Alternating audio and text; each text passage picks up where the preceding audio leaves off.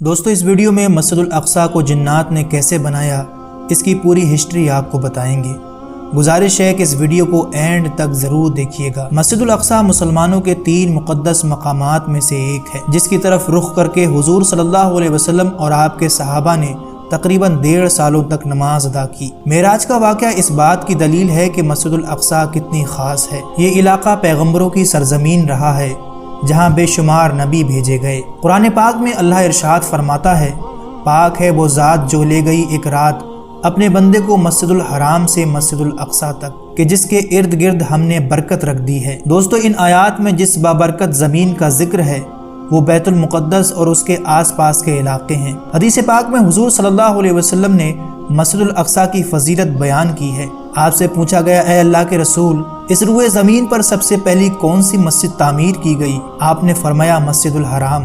انہوں نے پھر پوچھا، اس کے بعد کون سی مسجد تعمیر کی گئی؟ آپ نے فرمایا مسجد الاقصی۔ حضرت ابو ذر غفاری رضی اللہ تعالیٰ عنہ نے کہا، ان دونوں کی تعمیر کے درمیان کل کتنا وقفہ ہے؟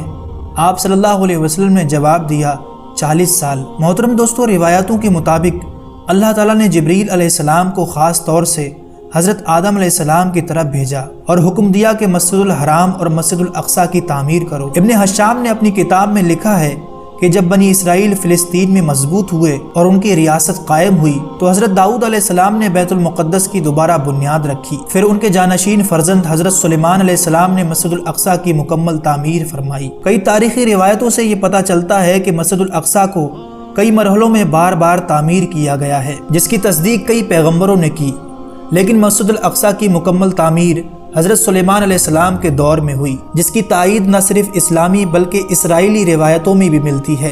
حضرت سلیمان علیہ السلام اللہ تعالیٰ کے جلیل القدر پیغمبر ہیں۔ آپ کی بادشاہت مشرق سے لے کر مغرب تک تھی، ایسی بادشاہت جس میں انسانوں کے ساتھ ساتھ ہوا، چرند و پرند، جانور، حیوانات اور جنات پر بھی آپ کی حکومت تھی۔ جنات آپ علیہ السلام کے تابع اور فرما بردار تھے، جن سے حضرت سلیمان علیہ السلام بڑے بڑے کام اور محل تعمیر کرواتے۔ لہٰذا مسجد الاقصی کے تعمیری کام میں حضرت سلیمان علیہ السلام نے جناتوں کو بھی لگایا۔ لہٰذا مسجد الاقصی کے تعمیری کام میں حضرت سلیمان علیہ السلام نے جناتوں کو بھی لگایا۔ اس مسجد کی تعمیر آپ کے بادشاہ بننے کے بعد ہی شروع ہو گئی اور تقریباً 40 سالوں میں مسجد کی تعمیر مکمل کی گئی۔ جہاں پر اس مسجد کی تعمیر ہو رہی تھی وہاں پر حضرت سلیمان علیہ السلام نے ایک شیشے کا حجرہ بنوایا تھا، جس میں آپ عبادت کیا کرتے تھے۔ آپ اپنے عصا کے سہارے کھڑے ہو کر اللہ کی عبادت میں مشغول رہا کرتے اور یہ عبادت بہت لمبی ہوا کرتی تھی۔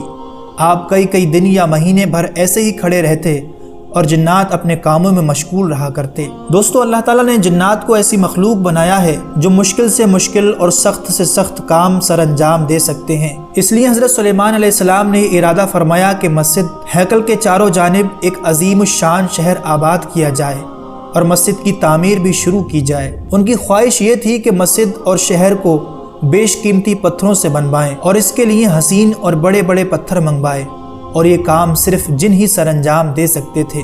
چنانچہ وہ دور دور سے خوبصورت اور بڑے بڑے پتھر جمع کر کے لایا کرتے اور بیت المقدس کی تعمیر سر انجام دیتے تھے۔ جب حضرت سلیمان علیہ السلام کو یہ علم ہوا کہ جلد ہی آپ کی وفات ہونے والی ہے تو آپ نے اللہ سے دعا کی کہ جنوں کو آپ کی وفات کا علم نہ ہو وہ اسی طرح اپنے کاموں میں مصروف رہ کر بیت المقدس کی تعمیر مکمل کرتے رہیں۔ لہٰذا اسی حجرے کے اندر جب آپ عبادت میں مصروف تھے کہ سلیمان علیہ السلام کی وفات کا وقت آ پہنچا۔ آپ ایک لاٹھی کے سہارے کھڑے ہو گئے اور انتقال فرما گئے۔ جنوں کو آپ کی موت کی خبر نہ ہوئی اور وہ اپنے کام میں لگے رہے۔ جنات یہ سمجھتے رہے کہ آپ عبادت میں مشغول ہیں۔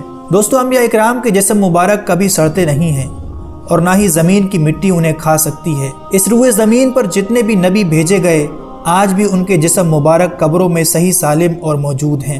چنانچہ حضرت سلیمان علیہ السلام وفات کے بعد کئی عرصے تک اسی طرح عصے کے سہارے کھڑے رہے۔ آخر ایک عرصے کے بعد جب ان کی لاٹھی کو دیمک نے چاٹ لیا اور وہ اندر سے کھوکھلی ہو کر ٹوٹ کر گر پڑی اور سلیمان علیہ السلام جو لاٹھی کے سہارے کھڑے ہوئے تھے وہ زمین پر آ گئے، اس وقت جنوں کو معلوم ہوا کہ سلیمان علیہ السلام تو مدت سے انتقال کر چکے ہیں۔ دوستو اس واقعے کو اللہ تعالیٰ نے قرآن مجید میں کچھ اس طرح بیان فرمایا ہے، پھر جب ہم نے اس پر موت کا حکم بھیجا تو جنوں کو اس کی موت کا علم نہ ہوا، مگر زمین کی دیمک ان کا عصا کھاتی رہی۔